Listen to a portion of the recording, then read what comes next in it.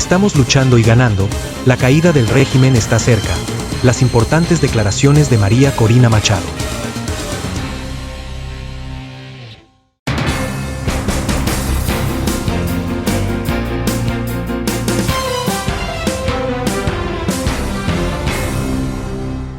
La valerosa líder opositora María Corina Machado continúa más activa que nunca, y este día ha dado una nueva entrevista a Enrique Fernando Salas Romer para su programa Reinventarte.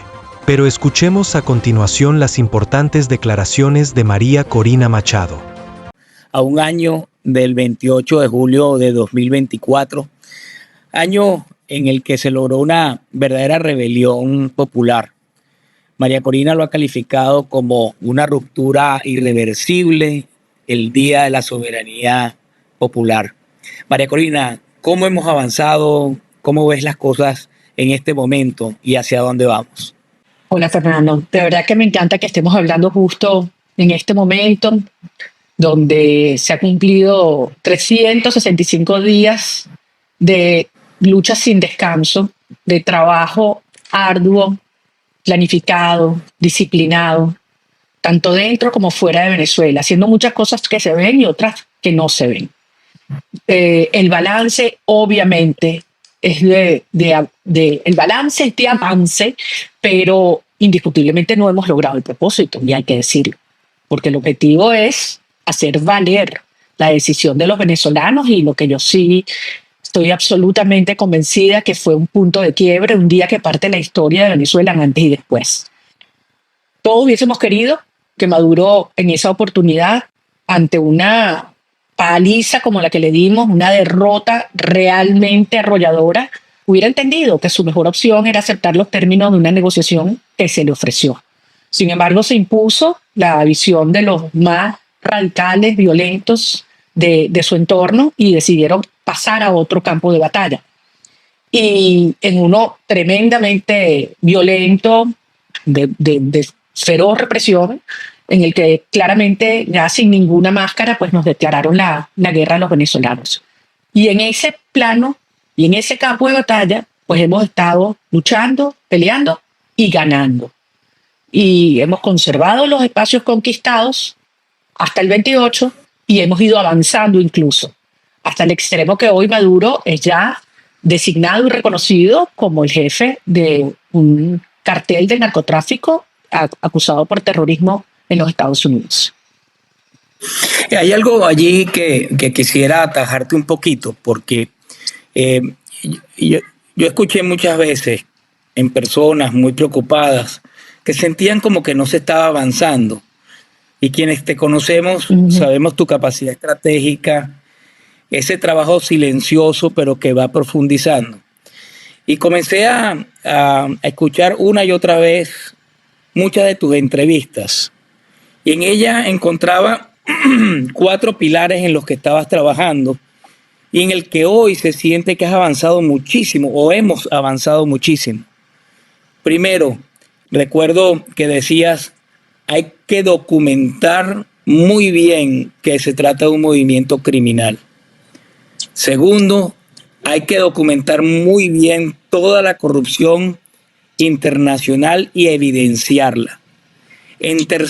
La tercera pata de esta estrategia era hay que cerrar los flujos de fondos, y por eso todo este camino de los movimientos, de todas las acciones antinarcóticos que hemos podido observar en los últimos días, y también la organización interna y externa. Quiero subrayar estos 4 puntos para que nos digas un poco cómo has avanzado en ellos, porque se siente que el trabajo que has hecho es un trabajo que realmente ya se comienza a sentir con mucha fuerza. A ver, Fernando, yo lo primero que quiero decir, Enrique Fernando, lo que quiero decir es que eso ha sido un trabajo de miles y miles de personas. Y algunas lo hacen de manera anónima y otras han tenido la fuerza, como tú, de llamar las cosas por su nombre, estén donde estén.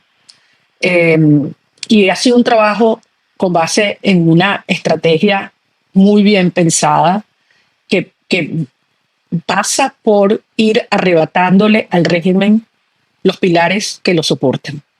Y al final hemos ido avanzando en ello, como tú decías, la organización interna, la fuerza ciudadana, arrebatarle la legitimidad para siempre, porque más nunca la va a rescatar.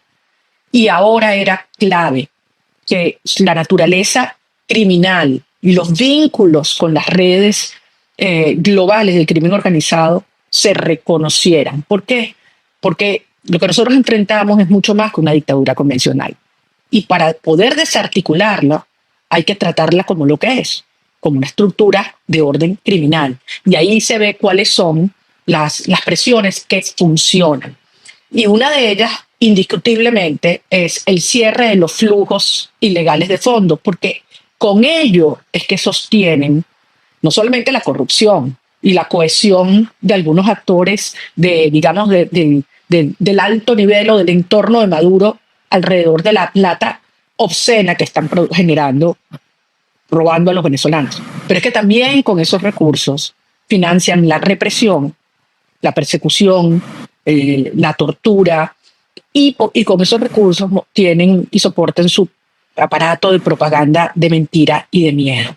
Entonces, es clave a los efectos de poder avanzar, efectivamente poder debilitar esa estructura represiva. Entonces, la respuesta es sí, se ha avanzado muchísimo. Hemos visto cómo en estos meses, desde la Comisión Interamericana de Derechos Humanos, ha calificado las prácticas de Maduro como terrorismo de Estado, algo que no hacía desde el siglo pasado con las dictaduras militares del Cono Sur. Hemos visto cómo el Alto Comisionado para las Naciones Unidas y la Misión de Verificación de los Hechos, así como todas las organizaciones de derechos humanos, han calificado de graves violaciones y de crímenes de lesa humanidad lo que Maduro comete. Y finalmente, y para mí esto es un hito, así como el 28 de julio fue un hito en términos de la legitimidad y el ejercicio de la soberanía nacional, y un antes y un después, este pasado 25 de julio es un antes y un después, porque al producirse la designación del Departamento de Tesoro en los Estados Unidos del Cartel de los Soles como una estructura del terrorismo global, pero además explícitamente responsabilizar a Nicolás Maduro como cabeza, jefe de ese Cartel de los Soles, entramos en una nueva fase. Por cierto, algo que nunca había ocurrido en la historia de este hemisferio, porque en el caso de los otros carteles que han sido designados, no se responsabilizó dentro de la estructura del cartel a quien ocupa, en este caso, usurpa la jefatura de Estado. Aquí sí. Y esto es algo que nunca había pasado en este hemisferio. Eso me lleva a preguntarte sobre, se está comenzando a hablar en los Estados Unidos y en la comunidad internacional sobre la doctrina Trump. Una doctrina que más o menos se define de la siguiente manera, o la definen de la siguiente manera. En primer lugar, no buscar cambio de regímenes. En segundo lugar, si hay algún enemigo a la seguridad de los Estados Unidos, hay que liquidarlo. Tercero, es avanzar siempre en lo económico. En esos tres elementos también tenemos que el pueblo americano necesita, si hay alguna acción de la comunidad internacional, necesita ver victorias rápidas y no entrar en batallas que sean interminables. Aquí recuerdan mucho los americanos, Vietnam, Afganistán, etc. Entonces, de esos cuatro elementos, yo observo que en primer lugar no se está reconociendo a Maduro como presidente de Venezuela, sino como el jefe del cartel, del Cartel de los Soles. Y yo me hacía una pregunta, ¿no será el momento quizás para facilitar el camino internacional? Porque sé que nosotros tenemos una organización interna bien fortalecida. La comunidad internacional, ¿no será el momento en que Edmundo González Urrutia se juramente? Bueno, déjame echar un poco para atrás porque tu planteamiento es muy importante. Efectivamente, son múltiples los intereses que se están desatando en estas horas.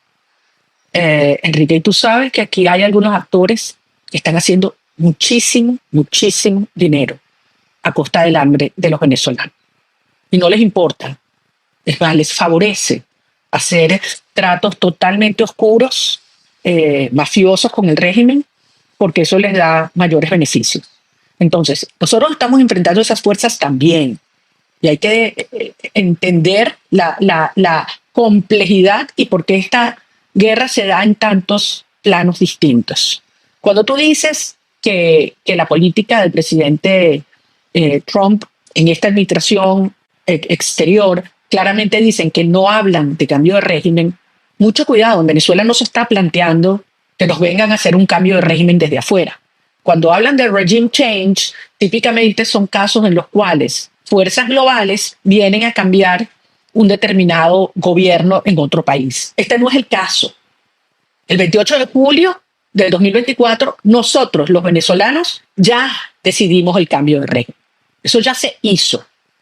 Lo que estamos luchando y pidiendo apoyo es para hacer valer la voluntad inmensa, súper mayoritaria de los venezolanos frente a un régimen del terror que constituye un entramado criminal. Entonces, lo que se está planteando es el desmantelamiento de una estructura criminal. No es un cambio de régimen porque eso ya se hizo. En segundo lugar, cuando hablas de la amenaza real, lo es.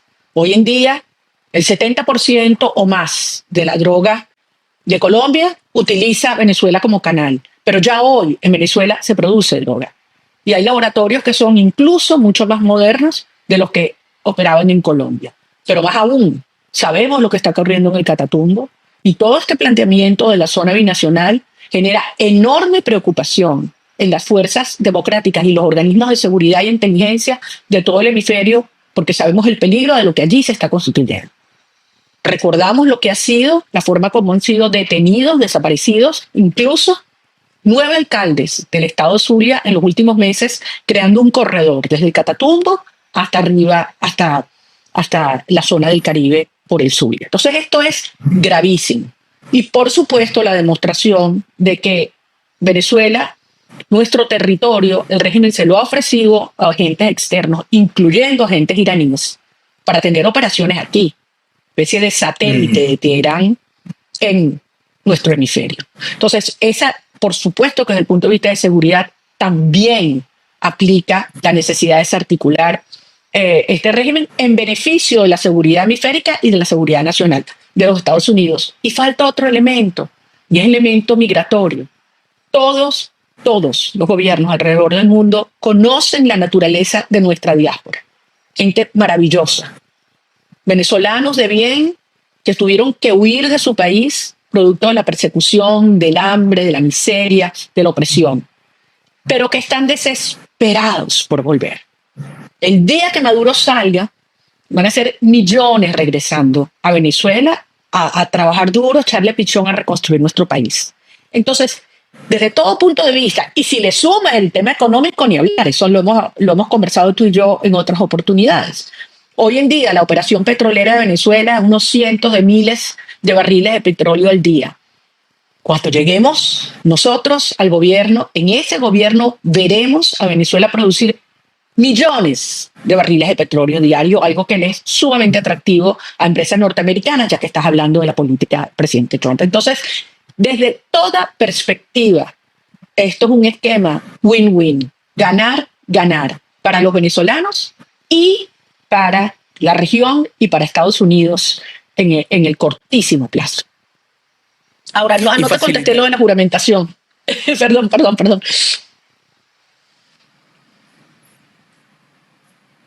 Dime. No, y si la juramentación podría hacer más evidente de que ya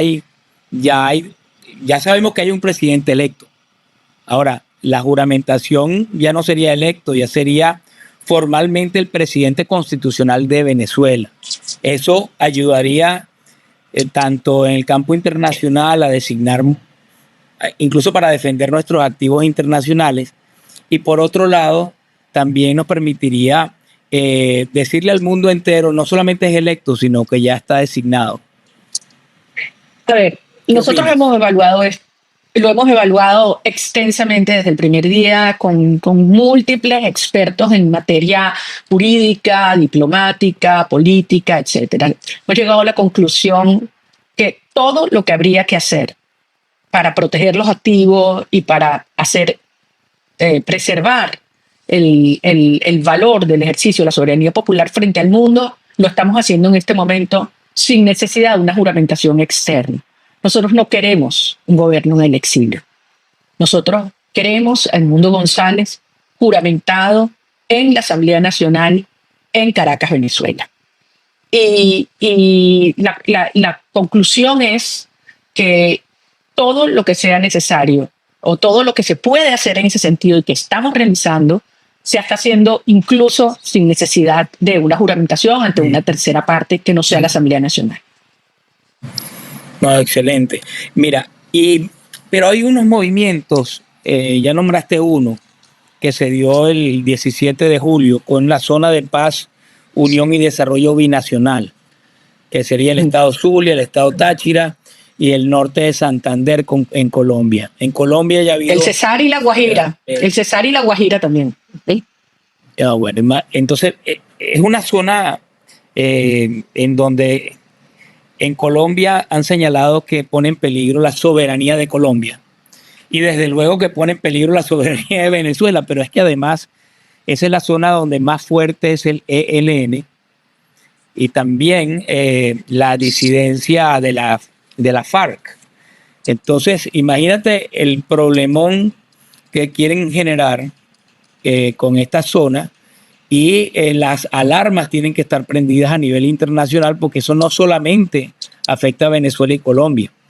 Y si le sumamos a ello el movimiento que está formando o se está moviendo el presidente Sánchez de España, intentando crear como una especie de bloque en contra de Milei, de Argentina, de Bukele, de El Salvador, de Noboa, de Ecuador. Entonces quiere formar como que en donde esté España, Brasil con Lula, con Petro en Colombia y de Uruguay, pero Boric de Chile y el nuevo presidente de Uruguay.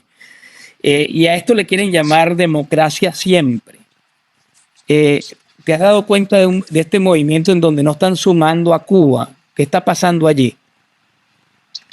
A ver, bueno, son dos cosas muy distintas. Yo creo que lo primero al que hacíamos referencia, algo hablamos más hace un ratico, de la zona binacional y la crisis en el Catatumbo es algo absolutamente alarmante. Creo que hay plena conciencia en los demócratas, tanto de Colombia como de Venezuela, lo que esto significa, y obviamente, como te decía, los organismos de inteligencia, de seguridad y de lucha antinarcóticos de todo este hemisferio. Esta es una zona que los expertos califican como una zona gris, es decir, una zona donde no se aplica la ley de ninguno de los dos países. Es la ley de la violencia, del crimen, y es implacable y implica ya el desplazamiento de decenas de miles de ciudadanos, de cientos que han sido heridos o muertos y obviamente del incremento exponencial del crimen y el narcotráfico. Y esto es una zona que se está expandiendo y que además le crea a Colombia un enorme problema y un gran desafío porque el territorio venezolano se convierte en un territorio de desahogo, de santuario, y por lo tanto los cuerpos de seguridad colombianos no pueden hacer su trabajo porque se esconden, se escapan a donde son protegidos, que es en Venezuela, porque son socios de Maduro. Entonces, esto es algo que la sociedad colombiana tiene clarísimo, es algo que ha sido denunciado y es algo que amerita una reacción regional. Y porque es un precedente gravísimo, gravísimo. Y todo el mundo sabe que cuando dicen que van a florecer las actividades, ¿cuál es la única actividad que realmente está ya floreciendo y quiénes se benefician de ella? Por otra parte, yo creo que estos movimientos que han ocurrido entre algunos de acercamiento entre algunos jefes de Estado que ideológicamente son cercanos de izquierda, puede tener múltiples lecturas, ¿no? Que están en su pleno derecho. Todos aquellos que tienen afinidad en las ideas, en los valores, en discutir, en promoverse mutuamente, eso es perfectamente legítimo, pasa Claro. alrededor de la historia en el mundo. Pero aquí hay otra cosa. Una cosa es el tema, digamos, ideológico y otra cosa es el crimen. Y lo que está ocurriendo en Venezuela es algo que está por encima de las discusiones de izquierda y derecha. De hecho, nosotros hemos logrado en toda esta causa a favor de la democracia en Venezuela y hacer valer el resultado del 28 de julio, precisamente contar con el apoyo desde Javier Milei hasta Gabriel Boric. De hecho, Así Gabriel es. Boric envió a su canciller y su fiscal general a la Corte Penal Internacional a denunciar a los agentes del Tren de Aragua que asesinaron al teniente coronel Ojeda en Santiago de Chile y los vinculó con el más alto nivel del régimen de Maduro. Entonces, allí hay una posición donde puede haber afinidad ideológica con otros actores, pero donde claramente se entiende que lo que ocurre en Venezuela es un tema del orden criminal, de materia de derechos humanos y de vigencia democrática. Y yo espero que el presidente Orsi también mantenga esta posición, porque al final son ambos gobiernos, Uruguay, o ambos países, Uruguay y Chile, países que tienen una fuerte institucionalidad democrática y yo sé que sus pueblos están con nosotros. No, no hay duda. Y la posición de Boric ha sido bien importante. Ahora bien, todo este planteamiento de la zona de paz entre Colombia y Venezuela se da en un momento previo a que en el 2026 tenemos las elecciones en Colombia. Y además se une en un momento en el que le han ya están a punto, ya le dictaron sentencia al presidente Álvaro Uribe Vélez. Y por ese mismo camino quieren llevar a Bolsonaro en Brasil. ¿Qué comentario nos puedes hacer sobre ello? Porque he escuchado personas muy preocupadas porque todos estos movimientos están dándose con la intención en Colombia de ver cómo mantienen la tendencia que gobierna y en el caso de Venezuela el régimen busca consolidarse con un triunfo inventado como sea en Colombia y enredar toda la región. A ver, nosotros sabemos lo que ha ocurrido en América Latina en cuanto al uso de la justicia como instrumento político y a la desestabilización de las sociedades, creando tensiones, exacerbando diferencias, provocando conflictos financiados o impulsados desde Venezuela con dinero venezolano, incluso a veces con agentes venezolanos. Yo creo que las sociedades latinoamericanas están hoy mucho más conscientes de estas amenazas y yo siento que en Colombia se está produciendo una reacción muy importante por parte de la sociedad civil, los gremios, las universidades, distintos partidos políticos, y donde hay plena conciencia de que la justicia hay que preservarla, más allá de las genuinas, legítimas diferencias que pueden haber entre distintos partidos, ¿no? Y si bien es un momento de preocupación por todo lo que le está ocurriendo al presidente Uribe, yo siento que la reacción que se está produciendo es muy de fondo, muy de adentro, muy de abajo, y que esto puede terminar, por el contrario, fortaleciendo la justicia colombiana. Y va a depender de que la sociedad reaccione.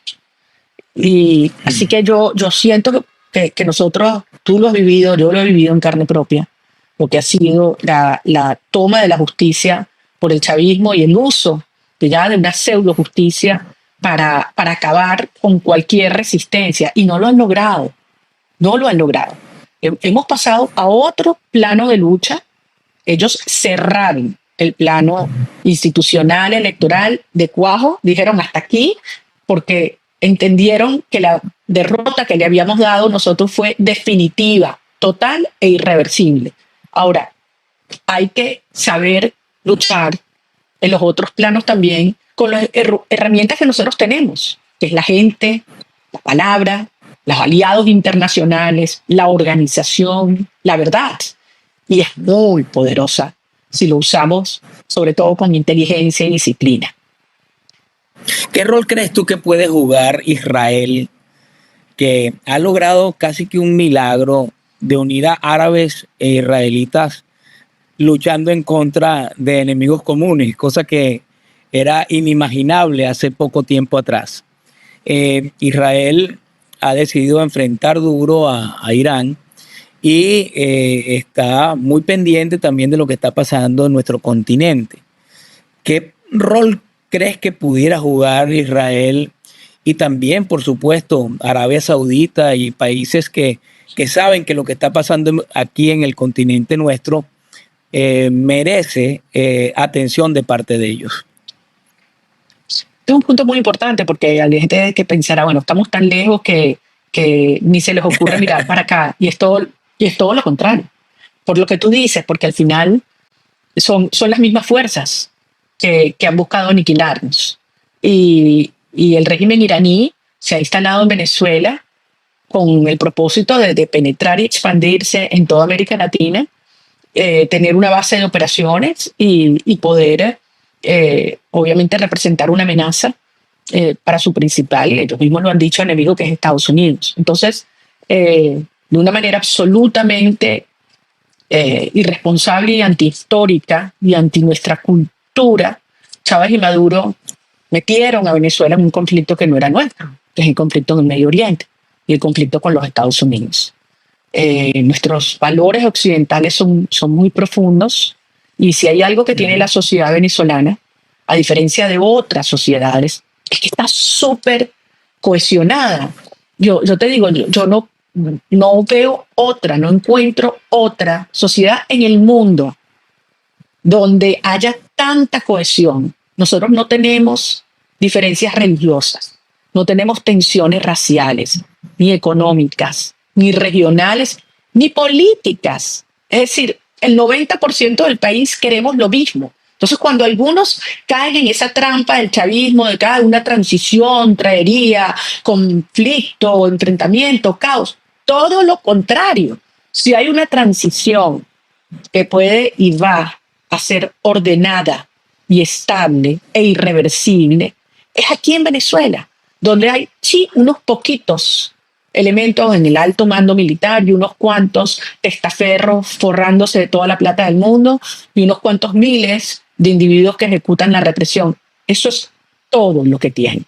Nosotros de este lado tenemos 30 millones de venezolanos, adentro y afuera, dispuestos a echarle pichón, a restearnos para construir un país que, Dios me perdone, pero va a ser la envidia del planeta. Magalí me dice, no digas eso, porque envidia es pecado. Digo, no, es que va a ser la envidia del planeta, envidia buena. ¿Usted qué opina? Déjenos sus comentarios. No olvide suscribirse a nuestro canal, compartir este video, y darle clic al botón de la campanita para estar informado de las últimas noticias sobre Venezuela.